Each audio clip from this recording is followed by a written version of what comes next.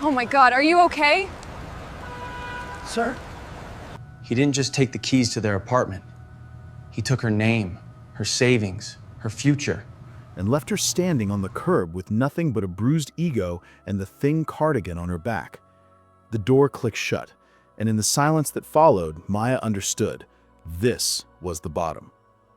For 3 weeks, the city streets were her bedroom, and the rumble of the early morning garbage truck was her alarm clock. Each person that walked past her, their eyes glazing over as if she were a ghost, chipped away another piece of who she used to be.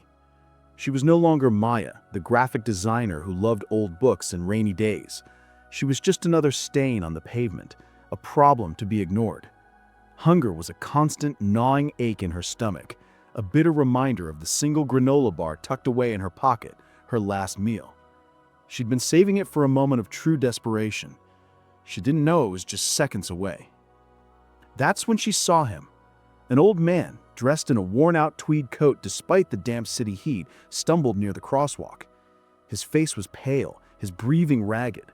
People flowed around him like a river around a rock, their gazes fixed on their phones, their destinations, anywhere but him. He swayed, his hand clutching his chest, his eyes wide with a silent plea. Then he collapsed. A collective gasp rippled through the crowd, but no one moved. They stared, frozen in that uniquely modern paralysis of not wanting to get involved. But Maya saw something else. She saw the same invisibility that had been suffocating her. She saw a human being about to be swallowed by the city's indifference.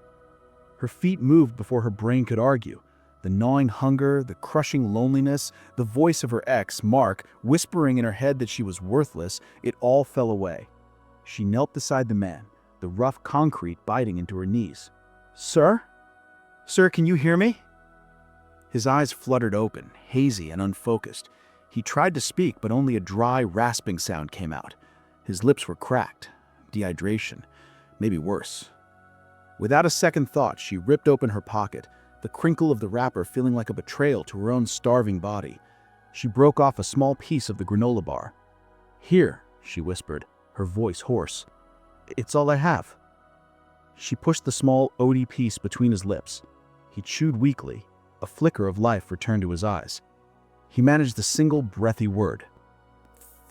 "Thank you." That one phrase struck her harder than any insult Mark had ever hurled at her. Mark never said thank you, not for the dinner she cooked, not for the sacrifices she made. He just took. This stranger, this crumpled man on the sidewalk, had given her more dignity in 2 words than Mark had in 2 years.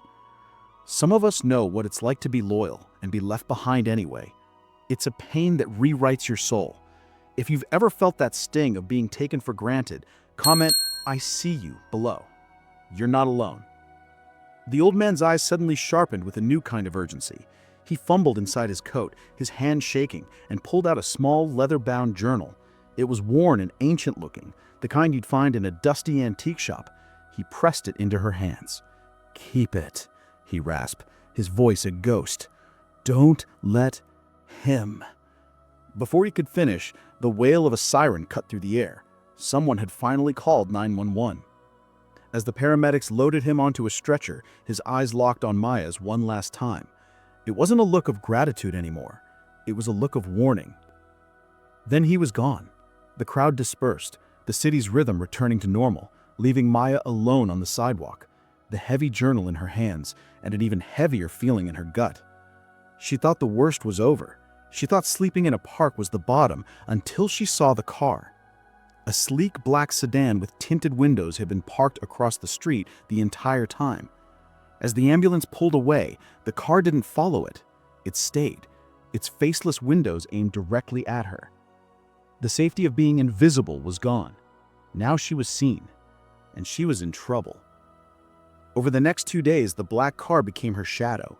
It was always there, parked a block away from the shelter she'd found, idling near the soup kitchen line. They weren't trying to be subtle. They wanted her to know she was being watched. The journal felt like a block of ice in her worn-out backpack. What was in it? And who was this old man? Desperate, she swallowed her pride and went to the only person she thought she could trust, Sarah, her best friend of 10 years, the one who had been her maid of honor, the one who had held her when her mother passed away. She found her at the trendy coffee shop where they used to meet every Saturday. Sarah saw her coming. Maya watched her friend's face, the initial flash of recognition, then a flicker of pity, and then a mask of cool indifference. "Maya," she said, not getting up, her voice strained. "What are you doing here?" "I need help, Sarah. Mark, he threw me out. I have nowhere to go. And there are these men. They're following me." She clutched her backpack. "It's about this journal an old man gave me." Sarah glanced nervously toward the door, then back at Maya's disheveled appearance. She sighed, a sound full of impatience. "Look, Maya, I heard you and Mark had a fight. He told me you were being dramatic. I don't want to get in the middle of it." "Dramatic?" Maya's voice cracked. "He threw me out. You've known me for a decade. Who are you going to believe?" Sarah's eyes were cold. "Mark's been a good friend to me, Maya. He helped me with that deposit on my car. He said you were unstable." She slid a $20 bill across the table. "Here, for a meal, but I can't get involved. Please don't come to my work again." The betrayal was a physical blow, knocking the air from her lungs. It wasn't just Mark, it was her whole world. The $20 bill felt like an insult. She was being blamed for doing the right thing, for being a victim. She left the money on the table and walked out, the silence of a dead friendship screaming in her ears. That night, huddled in the stifling quiet of the St. Jude's shelter, she finally opened the journal. The pages were filled with elegant, spidery handwriting. It wasn't a diary. It was filled with numbers, diagrams of complex server architectures, and notes on corporate strategy. One name appeared over and over: Arthurian Holdings. But the personal notes, tucked between the technical jargon, made her blood run cold. "My son sees only the throne, not the kingdom. He would burn it all to the ground for a ghost of power. The Phoenix Protocol is the only way, a dead man's switch. If they declare me incompetent, the system self-liquidates. He won't get a dime. She has her mother's eyes. He keeps her from me, says I am a poison." The entry was dated a week ago. This wasn't just a journal. It was a weapon, a defense, and a record of a lonely man's heartbreak. The next day, she used her last few dollars to buy an hour of time at the Central Public Library. The hum of the fluorescent lights was a lonely sound. Her fingers, trembling slightly, typed Arthurian Holdings into the search bar. The screen loaded, and the world fell out under her feet. The top result was a Forbes article titled "The Billionaire Ghost, the reclusive genius behind Arthurian Holdings." And there he was, a photo of the man from the sidewalk, years younger but with the same intense eyes. His name was Arthur Sterling, a tech mogul who had vanished from public life a decade ago, worth an estimated $40 billion. Wait, what? The man she had given her last crumb of food to, the man whose secrets were currently sitting in her tattered backpack, was one of the richest men on the planet. The black car wasn't looking for a journal. They were hunting for a $40 billion playbook, and she was standing right in the middle of it. She now had the power to change her life forever. She could sell this journal to a competitor. She could blackmail the Sun. The thought was intoxicating. With a fraction of what this was worth, she could have a new life, a new identity.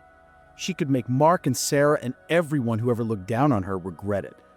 She had the power to get revenge, or the power to do the right thing for a man who said thank you.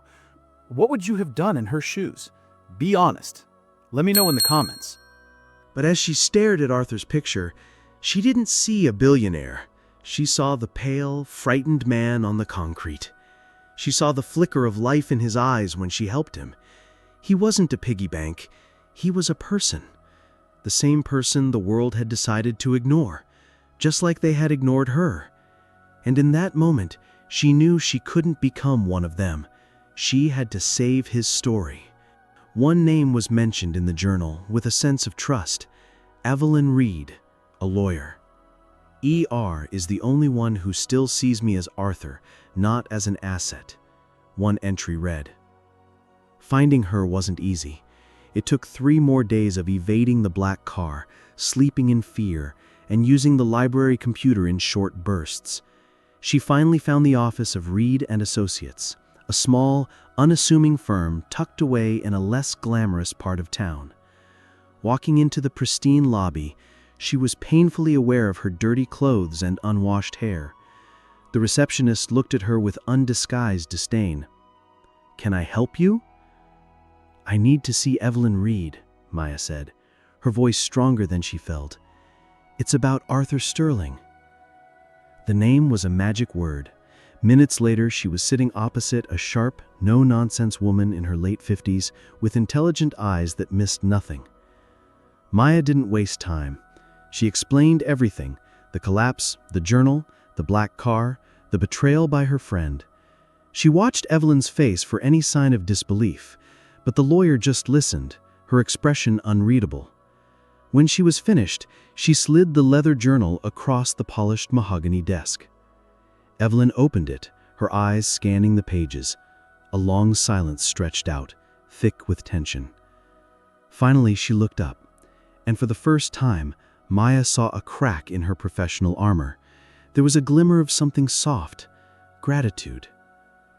His son, Julian, was trying to have him declared mentally incompetent. He's been drugging his father for months, trying to induce a state of confusion to prove his case to the board. That collapse wasn't a heart attack, it was an overdose. Julian wanted control of the company to sell it off for parts. This journal, he tapped the cover, is a dated, lucid account of his plans and his mental state.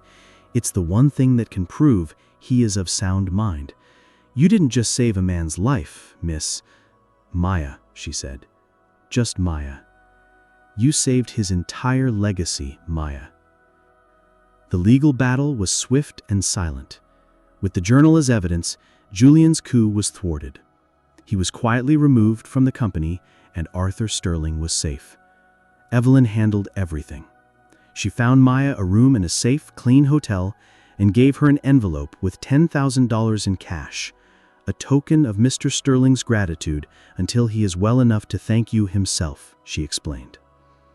Inside the envelope, underneath the crisp $100 bills, was a box of the exact same brand of granola bars Maya had given him.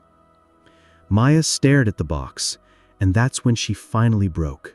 The tears she hadn't shed for Mark, for her lost home, for her broken friendship, they all came at once.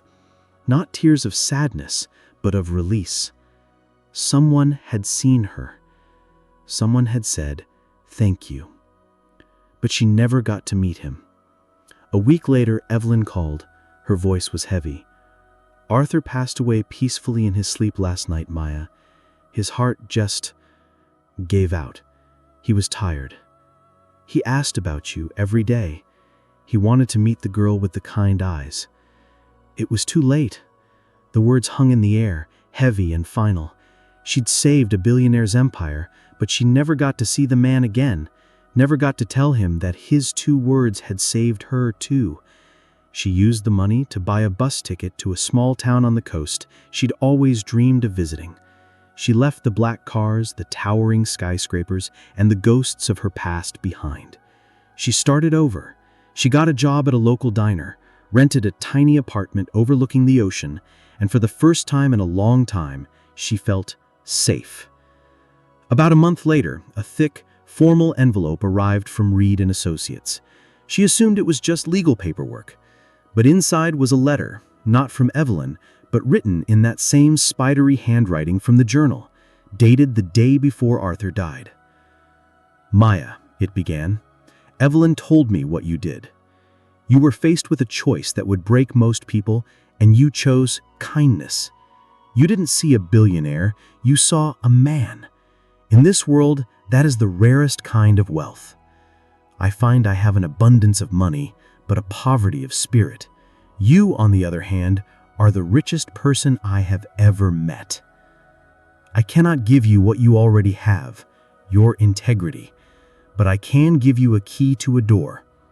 I've left you something in my will, not money, something better, a responsibility.